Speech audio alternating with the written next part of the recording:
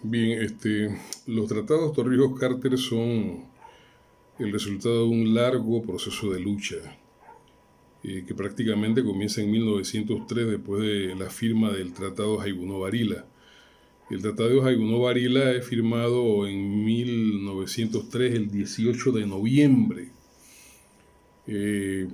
Solamente habían pasado 15 días desde que Panamá se había separado de Colombia. Panamá no tenía parlamento, no tenía constitución, no tenía las instituciones públicas que respaldaran un acto como ese. Sin embargo, el tratado se firmó entre el secretario de Estado John Hay de Estados Unidos y en representación de Panamá el señor Philip Buno Varila. Cuando los panameños viajan hacia Estados Unidos, prácticamente llegan cuando ya el tratado ha sido firmado. El tratado proponía, entre otras cosas, o aprobaba, entre otras cosas, la entrega del canal y de las áreas aledañas a Estados Unidos como si fuera a perpetuidad, es el término que se utiliza. Como el general Torrijos decía que la perpetuidad es la eternidad más uno, es decir, eso nunca se iba a resolver. Pero toda la firma de este tratado es lo que genera causas de conflicto entre Panamá y Estados Unidos a partir de ese momento. En 1904 el tratado apoyaba la injerencia de la intervención de Estados Unidos en los problemas domésticos de Panamá y a título de ello fue desarmada la policía o el ejército de Panamá. En 1912 Belisario Porras le había entregado un par de escopetas y cosas para el orden público a la Guardia Nacional, a la policía de ese momento, y Estados Unidos también las mandó a recoger. Es importante que ustedes sepan que la firma del Tratado de Jaiguno-Varila no se produjo con la paz que mucha gente cree. Aquí en Panamá había confrontación entre los nacionales y la soldadesca norteamericana, que en esos instantes era la que prácticamente imponía las leyes y el orden a título de Estados Unidos. Después que eso es así, se van a suscitar el tratado Jaiguno-Varila permite lo que es la injerencia norteamericana en la cuestión doméstica de Panamá, y por eso es que ustedes van a ver que prácticamente desde ese momento, en 1918 por ejemplo, se van a producir intervenciones norteamericanas en la cuestión de Panamá, ¿no? Algunas solicitadas por los gobiernos de turno, otras impuestas por ellos. La de 1925, por ejemplo, conocida o que se produce a raíz de los conflictos inquilinarios, es una intervención solicitada por el gobierno de Rodolfo Chiari, ¿verdad? Acordémonos que el canal es inaugurado en agosto de 1914 y al ser inaugurado, toda esa gente que trabajaba, más de 10.000 personas que trabajaron en la zanja, salen del canal, vienen a Ciudad de Panamá y Ciudad de Panamá no estaba en capacidad de asimilar a toda esta gente, así que por ahí pululaba todo el mundo hasta que se van a construir en el Marañón y en Caledonia las famosas casas de madera que sirven para que esta gente pues tenga donde vivir. Pero todo esto fue el resultado, repito, de un proceso que implica esa intervención de 1925, que implica movilizaciones de los panameños en esa fecha, en 1932, etcétera, etcétera. Cuando se produce la Segunda Guerra Mundial, Estados Unidos entra en el 41 al conflicto armado que se conoce con el nombre de Segunda Guerra Mundial, y a título de apoyar a los aliados, Estados Unidos habla de la defensa del canal. Y eso implica instalar en Panamá 134 bases militares que van desde Chiriquí hasta Darien. El país era un rosario de bases militares. La soldadesca norteamericana copaba todo el país. Era el convenio Fábrega-algo, no me acuerdo quién era el norteamericano, pero en esos momentos el canciller nuestro se llamaba Octavio Fábrega. Cuando la guerra termina en 1945, se suponía, de acuerdo al convenio ese, que Estados Unidos debía llevarse sus bases. No fue así, que Estados Unidos entonces trató de prolongar la presencia de esas bases militares en Panamá y se proyecta un nuevo acuerdo, el acuerdo Filo-Hain, ¿no? Filos por Panamá y Hain por Estados Unidos firman este convenio. y en lo que se conoce como el Tratado de las Bases Militares de 1947, que generó todo un revuelo en Panamá, una movilización de todo el mundo, las marchas en las calles, el rechazo de la gente. En el 12 de diciembre del 47 hubo una gran manifestación de todo el país, de toda la población, gente de todo el país vino a la ciudad, ¿verdad? Y las calles de Panamá se llenaron de gente que rechazaba el Tratado de Filonjay, que finalmente fue rechazado por 2 votos el 23 de diciembre de ese año. Todo esto enmarcado dentro de las causas de conflicto que generaba el Tratado de Jaibuno Varila, porque es que el Tratado de Jaibuno Varila le daba prioridades a Estados Unidos para hacer estas cosas.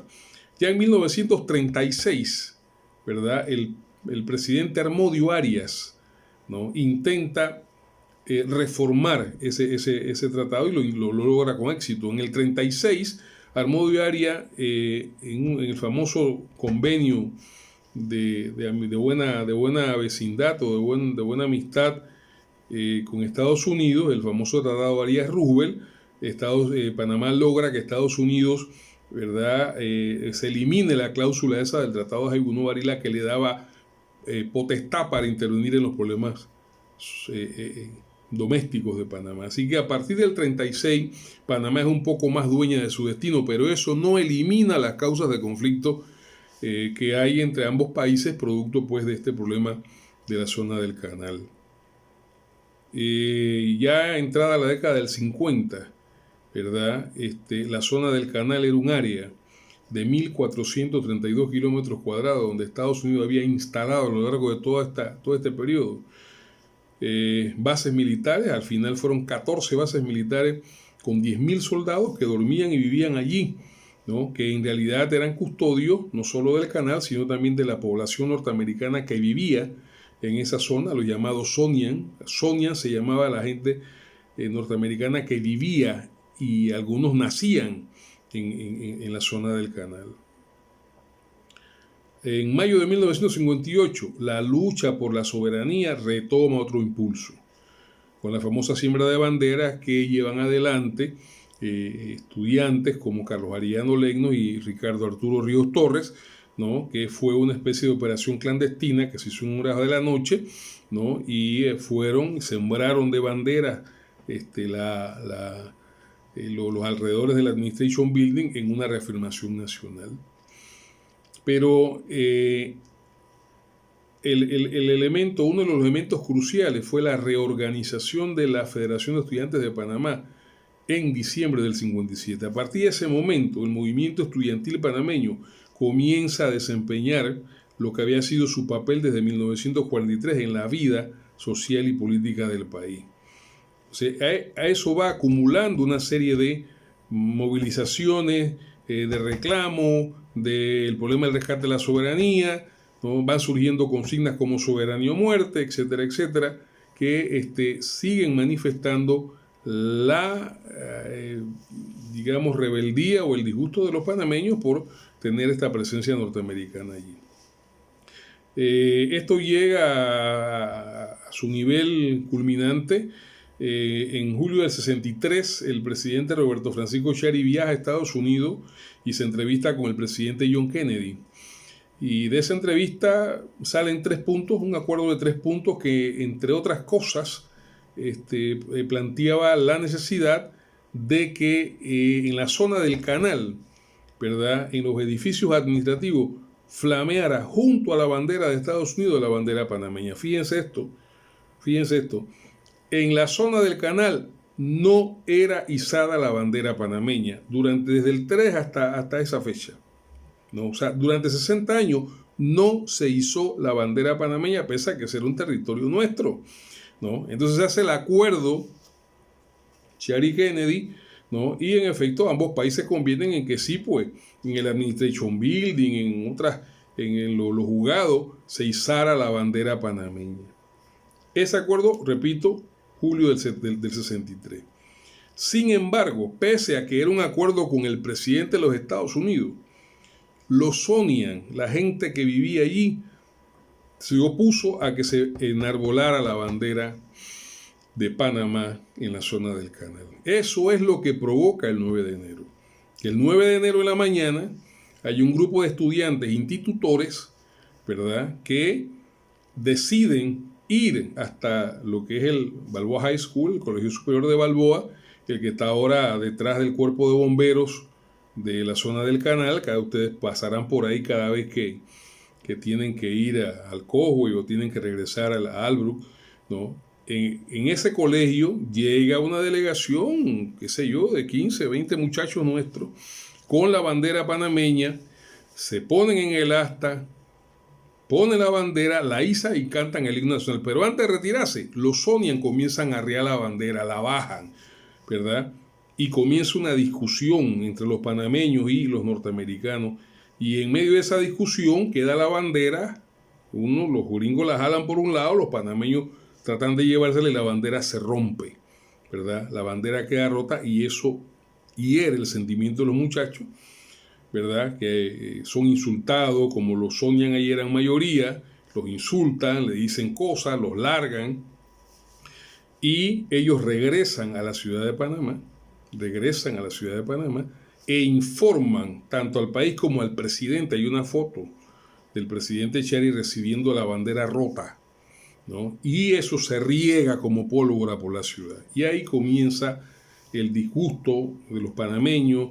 Y acuérdense que la famosa Avenida de los Mártires hoy se llamaba entonces Avenida 4 de Julio, y ahí había una cerca que era la que dividía la ciudad de Panamá de la zona del canal. Ahí se desarrollan, ese es el teatro donde se desarrollan las acciones en la que se enfrentan de un lado los norteamericanos con bala y con armamento, y del otro lado los panameños con piedra, pala, bala y unas 22, y etcétera, etcétera. Ese acontecimiento, ¿verdad?, produce, entre otras cosas, la ruptura de las relaciones de Panamá con Estados Unidos en enero del 64. Porque entonces Galileo Solís, que era nuestro canciller, por instrucciones de Chiari, ¿verdad?, le comunica a Estados Unidos la ruptura de relaciones por ese tipo de agresión contra Panamá. Y las relaciones quedan rotas entre enero, febrero, marzo y abril, hasta el 3 de abril, ¿verdad?, cuando Miguel Moreno, Góngora, que era Miguel Moreno, no recuerdo si el apellido materno era Góngora, pero Miguel Moreno, Mike Moreno que le llamaban, en representación de Panamá va y conversa con Estados Unidos, y bueno, hay niveles de acuerdo para que se retome las negociaciones, y esas conversaciones sirven de base para lo que van a ser las futuras negociaciones de los tratados del 67. ¿Ya? Esos tratados que se llaman los tratados 3 en 1, que en realidad eran los tratados, el ETA Bunker, ¿no?, mediante los cuales se planteaba una renovada estructura en las relaciones de Panamá con Estados Unidos. Esos tratados también fueron rechazados por la Asamblea. Esos tratados fueron rechazados en el 67. Un año después se produce el golpe del 68, ¿verdad? Y las discusiones sobre los tratados canaleros quedan suspendidas, quedan en stand-by prácticamente hasta 1970-71, cuando en una concentración que se realiza el 11 de octubre del 71 en la Plaza 5 de Mayo, el general Torrijos anuncia la retoma de las conversaciones, pero bajo el criterio de que la colonia, la zona del canal, tenía que cesar. Hay una famosa frase del general planteada en esos instantes, que era gobernador de qué, a nombre de qué, porque es que la zona del canal, en su estructura administrativa, estaba encabezada por un gobernador norteamericano. ¿Ya?